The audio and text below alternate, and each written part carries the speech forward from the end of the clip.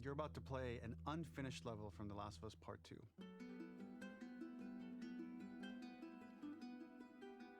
The reason we added this section is there are a few sequences, and we picked the 3 of the best ones, that we cut from the game.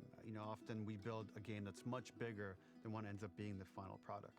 They were months away from being finished, but we wanted to give you an insight of what it's like when we built a game, because often we have this whole thing constructed and it doesn't have final art or audio or dialogue. And here you get to see the building blocks of what it's like when we first string a bunch of these levels together.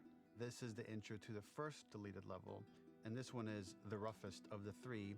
We wanted to show more of how Jackson operates. So this is the festival where Ellie ultimately kisses Dina. This sequence would have come very late in the game as a flashback sequence while you're in the farm with Dina. And we wanted to show what is the rest of Jackson doing, and wanted to put on the stick, make it interactive. So you could see when you're outside, there are all these almost like carnival games that you can play. You could mix drinks, you could play with these kids that are playing a sort of clicker Marco Polo, sit down and listen to conversations. And all the different interactions were first or second pass, very, very early passes. The building blocks are there, but nothing is final. And ultimately, while we were very excited by the sequence, it's pretty fun and lighthearted. It just slowed things too much as we're barreling towards the end of the story at this point. So again, reminder, rough, missing audio, missing animation, missing gameplay tweaks, missing dialogue, but pretty representative of what it would have been. So enjoy.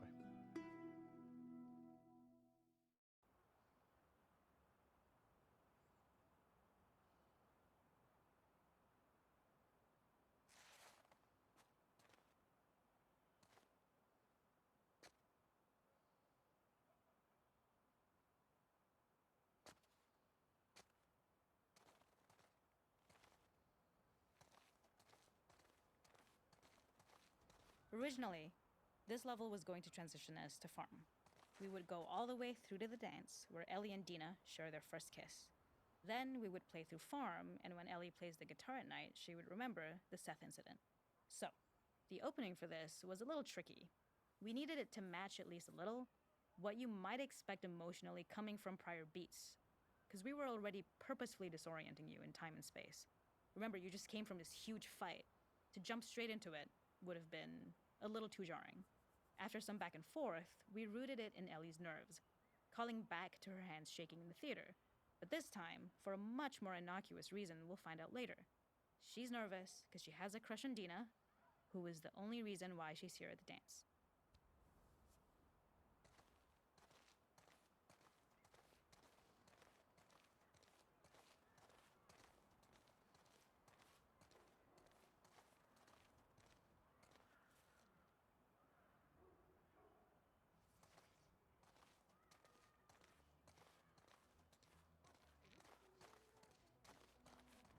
Something we really wanted to do was highlight the way their lives had turned upside down since she went down this path. We had this idea of recontextualizing all of our usual gameplay mechanics that were designed for really violent ends. The workbench, door bashes, throwable weapons, and even the infected, which is my personal favorite.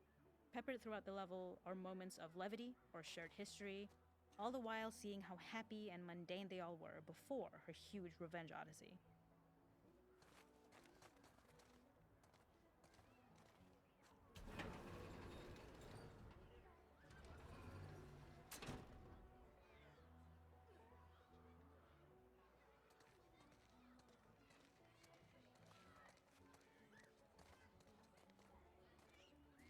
It is not a festival without one of these throwing games.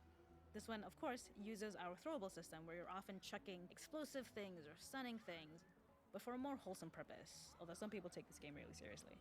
A fun aspect of this is if you did well, you could win a toy here.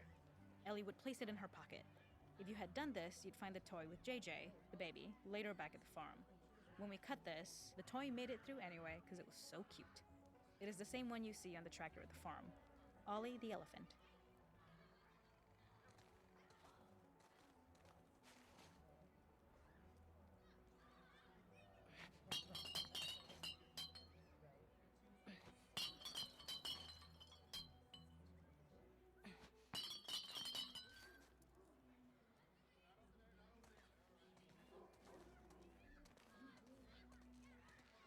The makeup artist is pretty simple. It's one of those little in-game scenes we peppered in to make it feel like Ellie had roots in the town. Hallie, our writer, mentioned that in her mind, an ex-girlfriend of Ellie's tattooed her arm to cover up her scar. So we figured this might be the only time you get to see that. We wanted to hint at it and allude to it and make it feel like there had been so much more that had been happening and so much more that Ellie threw away.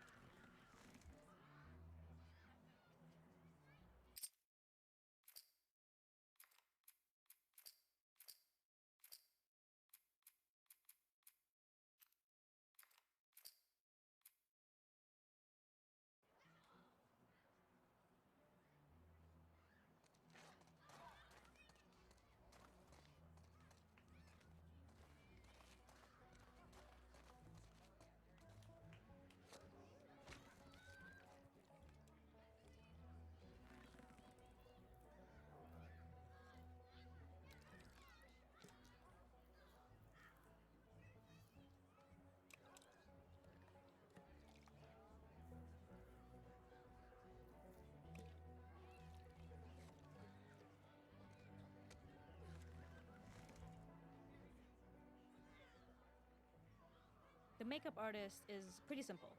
It's one of those little in-game scenes we peppered in to make it feel like Ellie had roots in the town. Hallie, our writer, mentioned that this is one of my favorite sections because I think that it achieves both the slice-of-life aspect of Jackson while also being a stark reminder of how dark the world that they live in really, really is. To attract attention and curiosity, one of the kids was supposed to make this adorable, messed up little clicker impression, and the others would giggle. We tried a version where if you got close enough, the kid might try and follow you a little before turning back. Since clickers are blind and move by echolocation, for this game of messed up tag, Ellie must close her eyes and listen for when the children give themselves away. The thought was that these kids are in relative safety.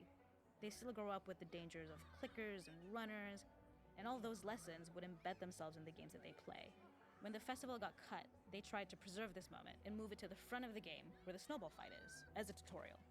However, being in the headspace of a clicker doesn't really teach you how to deal with them. Eventually, it evolved, and they instead made the snowball fight, which was, I think, way more effective. For me, it's character illuminating that not only does Ellie know this game, she plays along. There's a familiarity with the kids that's really nice to see, especially because it's such a difference from the Ellie we see later, who has a sort of hollow normalcy that she's trying to get with JJ, but kind of fails.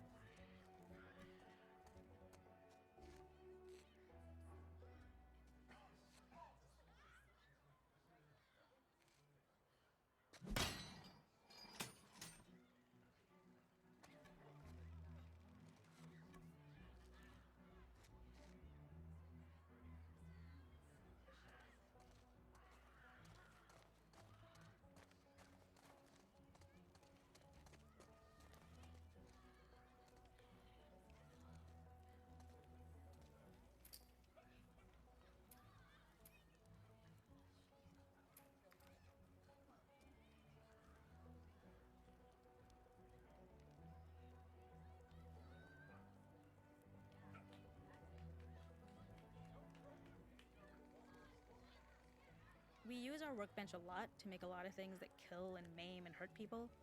Here, we had the silly idea of using the same feel, harkening back to the same animations, using the exact same UI to instead fix a drink. Like the workbench, you could pick your base, and then you could add something to it. And at the time, we had some different reactions from Ellie based on how strong you chose to make the drink. Something we wanted to prototype though, before it got cut, was picking up some ingredients around to add, like a lime or maybe a bottle of someone's favorite whiskey or salt, like you were earning upgrades. We also toyed with having Ellie carry around the drink you made and occasionally sip it, psyching herself up to go talk to Dina inside because she's nervous. It got too noodly though, because she would need to keep placing it somewhere before she did anything, so it would have ended up more trouble than it was worth. There's a hidden spot at the back that was just a bit of fun. It was highlighting Jackson's normalcy with something we would find in a real world. In the back, you would find teenagers finding some alone time with each other in a dark corner of a party. It was rewarding the player for peeking into a hidden corner, but ultimately redirecting them back to the festival. We also had versions of them smoking weed here, despite Maria's consternation, probably having gotten it from Eugene.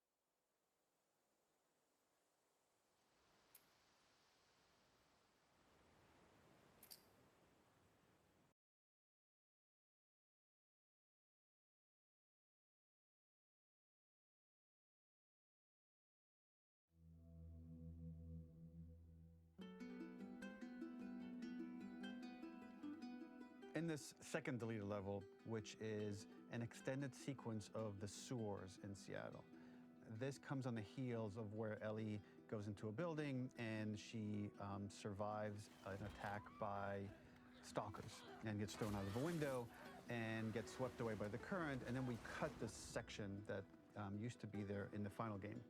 Now you will get to play it.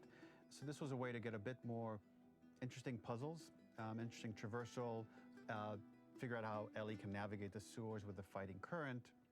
Ultimately, with a lot of these levels and these sequences, the reason why we cut them were for pacing purposes. But here it is for you in this very kind of raw form that part of it will feel finished, parts of it will feel like assets are missing as far as audio, animation won't be final, but it's a glimpse into what a game looks like when it's months away from finishing. Enjoy.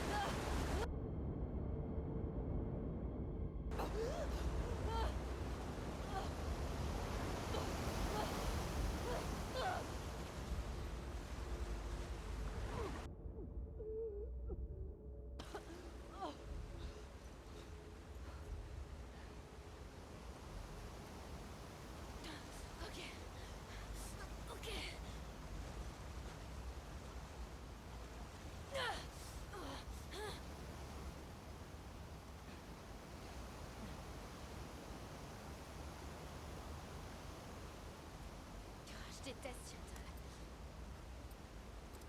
Bon, où est-ce que je suis?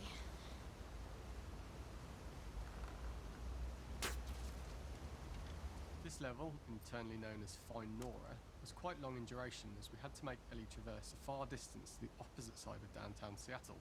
The sewer section was originally longer than what we released the game with, approximately 10 minutes more. This was one of the few areas of the game that used water flow as part of a traversal puzzle. The player has to go upstream to use the current to get to the platform to reach the other side. We mostly cut this mechanic game wide, however it remained in essence in the section swimming to the aquarium as Ellie when you were avoiding the waves.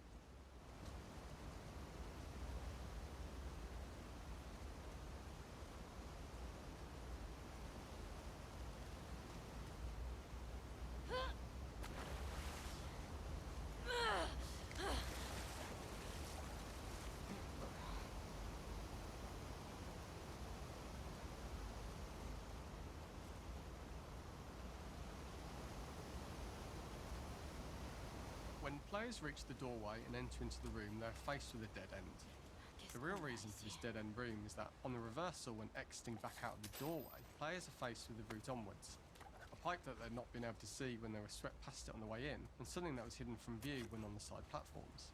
The intention here being that the only option is to go off the standard path in order to search for a way out.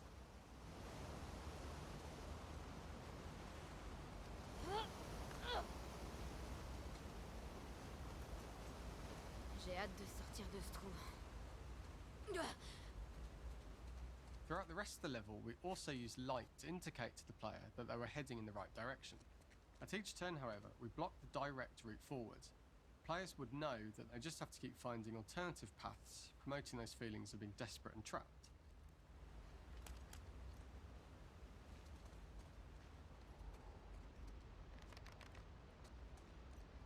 We slowly introduced the player to consider climbing into smaller pipes and crouching in these tight spaces. This is to slowly build up to and encourage the player to climb into such a small pipe that they'd have to be crawling on their stomach, which is something that the player previously may not have recognised as a playable space, let alone the desired route they need to take. Vers le haut. Je dois continuer à monter pour ressortir. We added a tiny space just to reward the player's exploration with a pickup item, and we made sure it was something that made sense that you'd find in this area. A canister and all the garbage that had been washed into the sewers from the surface.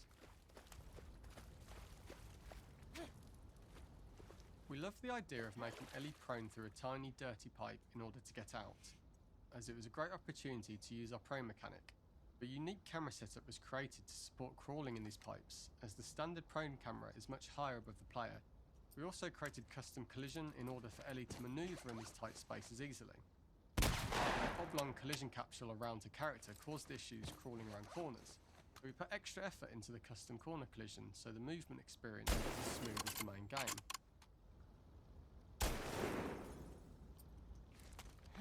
Putain. Allez. C'est pas le moment de craquer, Ellie.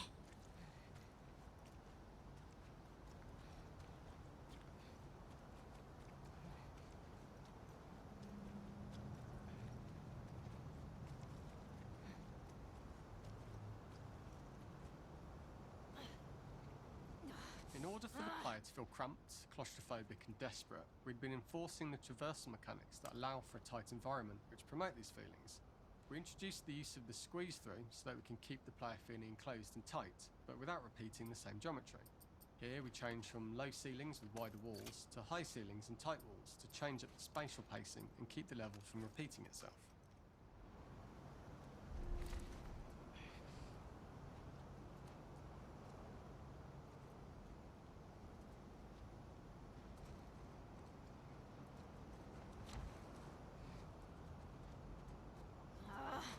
L'univers est contre moi, putain.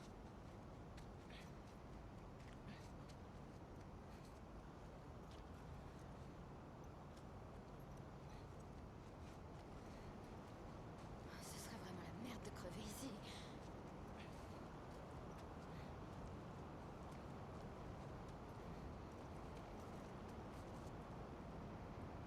Originally, we had the waterline much higher here, so players had to swim through this tight tunnel. However, from watching user test feedback, it was occasionally causing people to discount the route entirely and turn back on themselves. So to avoid any risk of this happening in the final game, we present a lower water level so the tunnel is easy to see and commit to using.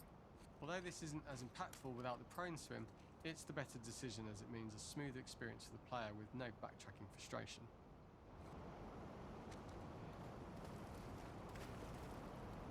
As we surface from the water and over the crest of the slope, we reveal what is further in this tunnel.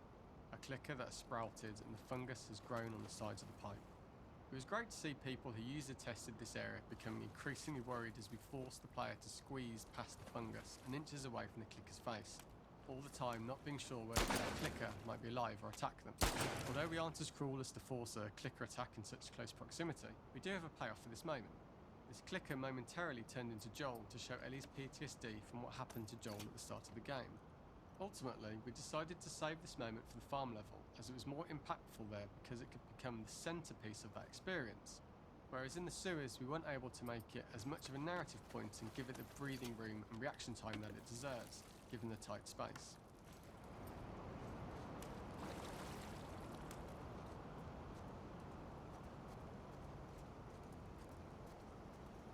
We draw the player towards this pipe, as it is seemingly the route out of the tight space.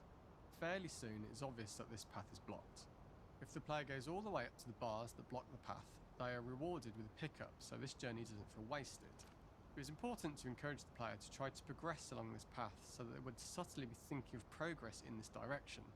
We hint to the player that there is a bigger, new space beyond this pipe by showing the player the waterfall. This helps players consider the other route where they don't know how far the tunnel is or whether they'd make it.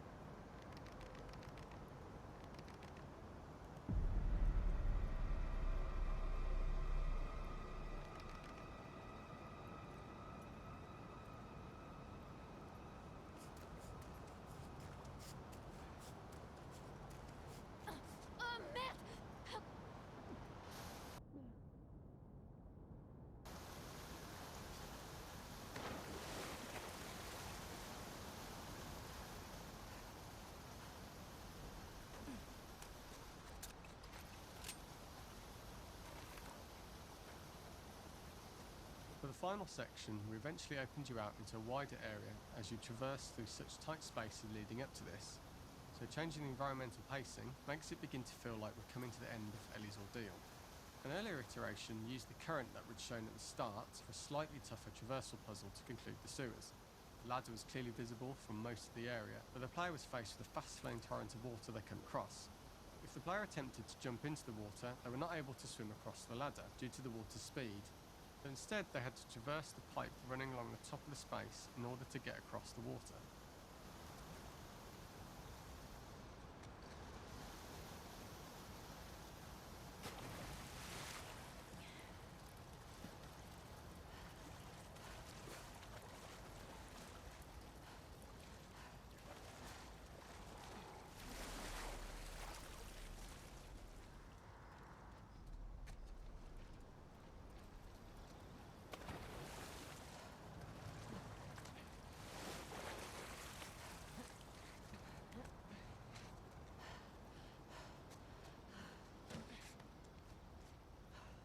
Using this pipe was retained in the iteration we shipped with, as it's the last of the extreme methods Ellie has to undergo in order to escape the sewers, and what she will go through in her pursuit of revenge.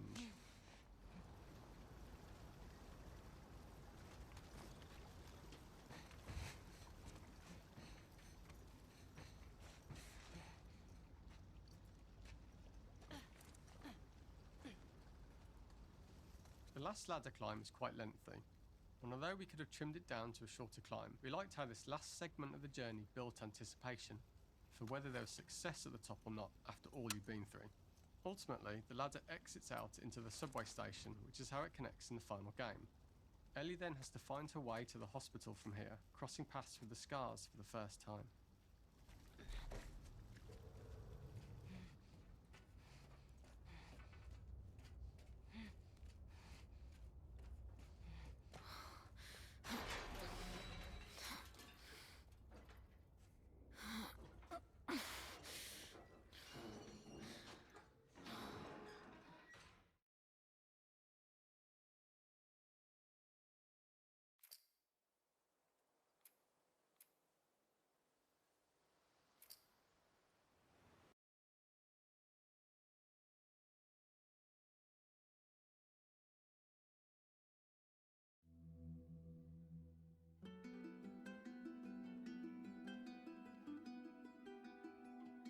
For this third and final deleted level, what we call the boar hunt sequence, this was a sequence pretty late in the game.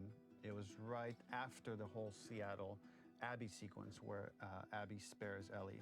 And then we wanted to come back into Ellie's story, but keep it a bit mysterious of how much time has passed, where is Ellie now? So we're coming in on Ellie, and she's following a trail of blood. And we wanted to mirror, in a way, the deer hunt sequence from the first game, but this time do it with a boar. And there's something with Ellie that now she can't let go of this violence. She's pursuing it, even against this innocent animal. This was another opportunity to show how the violence that Ellie has experienced, the violence that she witnessed being afflicted onto Joel, is still sticking with her, and she's still experiencing these PTSD moments. This was a sequence that was pretty far along and was cut pretty late in production. Parts of it are still really rough, but the gameplay, the building blocks were all there. I think you'll have fun to see, like, again, a rough, unfinished sequence that you can play. You can see all the way to the end, and including a cinematic that we end up cutting. And the remnants of the sequence ended up being mentioned in Ellie's journal. So this part of the story that we developed still made its way into the game as kind of optional stuff that you could read about, but here you get to experience it. So as a reminder, this is pretty rough, months away from being finished, but you get to see it now.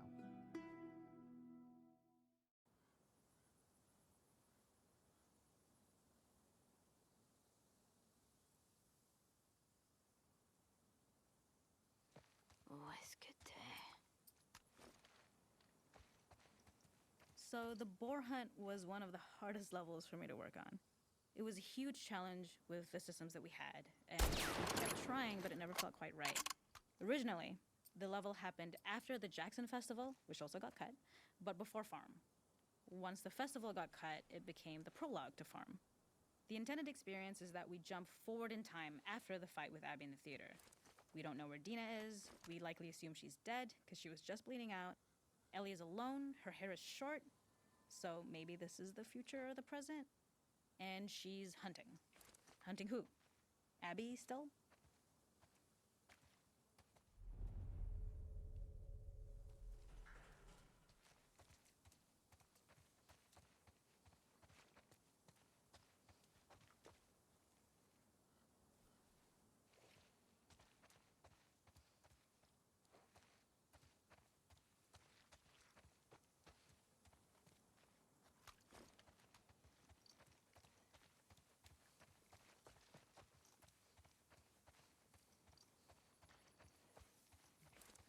In early iterations of the fight, it was more arena-like. The player slowly whittles down the boar's health. Ellie gets more visceral and more vicious. We get a little worried about her. As the boar gets weaker, more panicked, more feral, and we start feeling sympathetic to the boar, was the hope. In all of these iterations, especially of these wider areas, it required custom AI and scripting to make sure it continued to feel organic as an animal, but we really needed it to do specific stuff. It needed to be able to close distances really, really quickly. It needed to charge to attack, but we wanted the feeling of hunting, so we needed to track it down from afar. And we also needed to discourage the player from attacking the boar when it's that close, or it would kind of turn into this melee kerfuffle. How do we do this in our world while keeping the boar believable?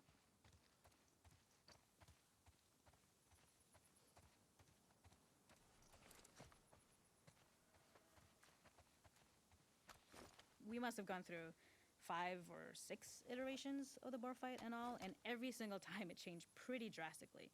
We split it into clear phases, where one was like all long range. We tried another where you're getting close and you get the jump on it quite literally. You're jumping off of a rock to attack it.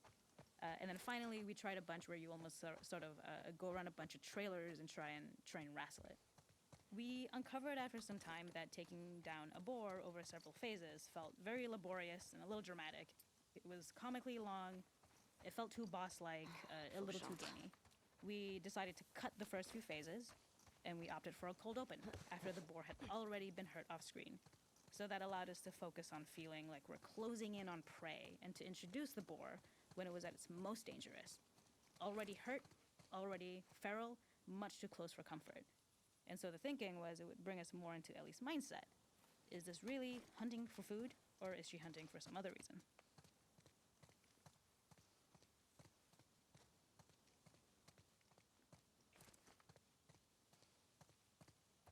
The gas station was built to highlight the boar's destructiveness. Since it's cramped, the boar feels larger. We also feel trapped with it, though perhaps it's trapped with us. When it charges, it gets to us quickly, so we must be on our toes. This made it more aligned with Ellie's sort of hunting for trouble mindset. Listening became more important, as well as moving around slowly so it didn't hear you. Could you spot it before it saw or heard you? And could you get a shot off quickly enough so you could dodge out of the way? Or is the shot worth the cost after? It feels like a gamble. By the end of the fight, everything would likely be in shambles, the boar would burst through the back, and Ellie would follow it and finally enact revenge. Ah, je vois rien.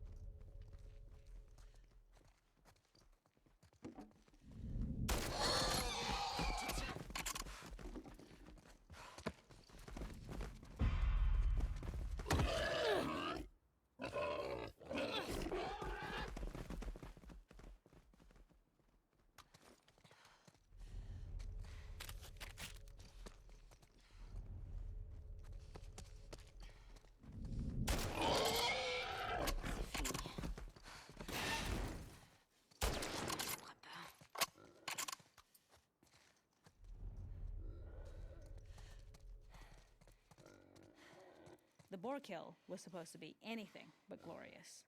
With the boar whimpering at the back of the gas station after Ellie's relentless hunt. After this, hearing the drone that we kind of come to associate with Ellie's trauma, we would hard cut to the stream where she's washing her hands and holding rabbits that she hunted, about to return to Dina. And there would be no mention of the boar.